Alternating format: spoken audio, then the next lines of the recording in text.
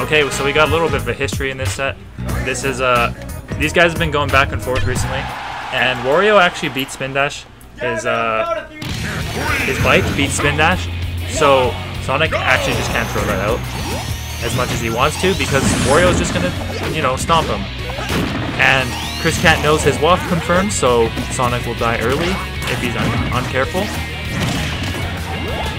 And I will play, but that was almost a jab on. Plutoni? No. yeah, you flew too high after that one. Okay, so Proto stepping out. He's going to play his matches. I'm not going to be playing in tournaments today, so I can focus on my commentary and making sure that I am more... that my sentences make more sense and have less uselessness in them. I haven't been able to focus as much in those last few sets, but some good co-commentary practice as well. It's something I've been wanting to work on, so I'm happy about that. Nice confirm off the soft fair with the bite. Chomping him. Okay. I wonder if Dan has an option to deal with these fade back fairs that I'm noticing. Fade back full hop fair on Geo specifically too. I'm seeing Chris able to drift away safely. He's a back air. Why? Okay. Bike respawn. No, he's not gonna mess that up. Alright, okay. So some good ledge pressure from down right there. Chris making it out with the downer. Perfect. Okay, so that's not necessarily perfect spacing for Wario. That's perfect spacing for Dan in shield. As you can shield the bite, it does pull you in from that distance, but at that distance, if you shield it, you can avoid it. So it's interesting. Probably said that wrong. What I meant to say is that bite can reach that distance. However, if you shield, like with as well with DDD's absorb move, if you're at a certain distance, you can still avoid it if you are in shield specifically. Even though it's a command grab. It's interesting. Now that I think about it. Very interesting. Ooh, we see Chris with the waft power up. And the bike. What's he gonna do? Don't want to spin dash into that. Might be dangerous. You never know. Okay, Chris. Send something up here. Smelling something. I honestly expected a waft out of that fair. I don't know why.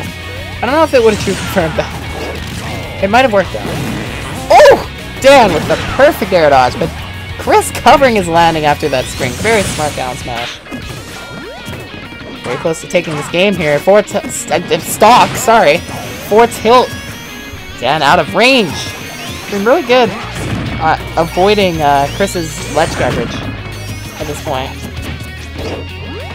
Again, with that bite and with those 4 tilts, just barely out of range to be ready to grab him out of it. Okay, so Dan's got 26% on Chris now. Trying to cover him going down. Covering low. Good catch on the spin shot, too.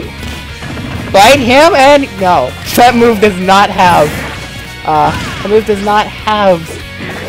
monkey flip knockback.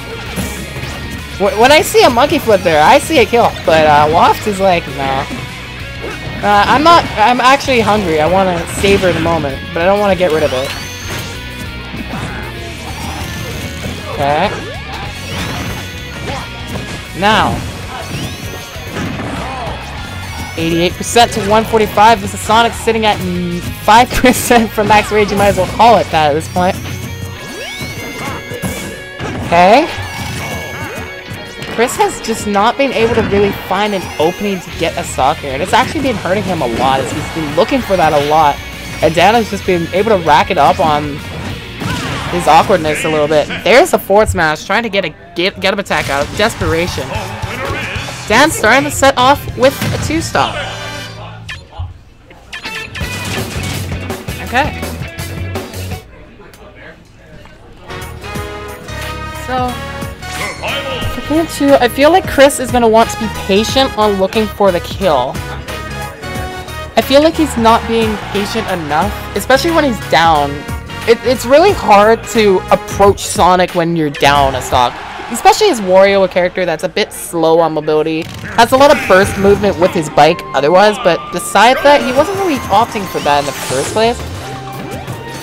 But yeah, like, trying to set up for the kill, I feel like he should have been setting up for just being ready for an opening. And charging up, opting to keep walk charging, because that is going to be a very good kill move that you can confirm into with a few good aerials. Okay, maybe I'm wrong. Maybe it's just a specific spacing. Dan. Or maybe the bite hitbox went away. I don't know. Dan's sitting right beside that bike, so very smart. Dan's positioning right there to force Chris to eat a bike instead. He's gonna eat a gimp as well. So Dan now 9% lead. Chris might be in trouble here. He's been trying to use bite to counter spin dash, but that hasn't been working for him as much as he feels it should be. Another bite. Wondering what Chris can really do here right now. As he has yet to take a percent. Let's have some fun. That's what I like to see. Have fun.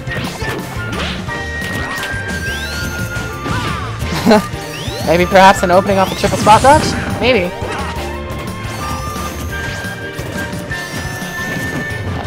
Yeah, I do like that Chris isn't going in as heavily in this game. He knows that he's down. This is going to be a very, very hard comeback, but he has to stay patient. He cannot afford to be too impatient here. He's still taking percent, but he hasn't found his opening yet. Once he does, he might be able to start something off of it that could really help him here. He does have a waft now and a full one at that, so like tag about 30% on Sonic and he should be able to get a, yeah, about 30%, and I think a waft confirm could actually kill us at ledge. That might be something he could get here to start things up again. There's a lot to think about though when you're this far down in the game. Do you really want to get that stock off, or do you want to save it for the next stock and potentially get it then? Because he's built so much rage here too. He's in a hard struggle that game. Dan only 23% takes that game to move on to winner's quarters. Dan over ChrisCat. Dan stayed his game plan, and I like what Chris was doing right there. It's just otherwise he wasn't finding his openings. I felt like he wasn't using enough bike that set to counter this min dash. He was relying on bite a lot too. I know those moves sound very similar, but yeah. Good stuff to Dan right there, holding his own. Moving on to winner's quarters.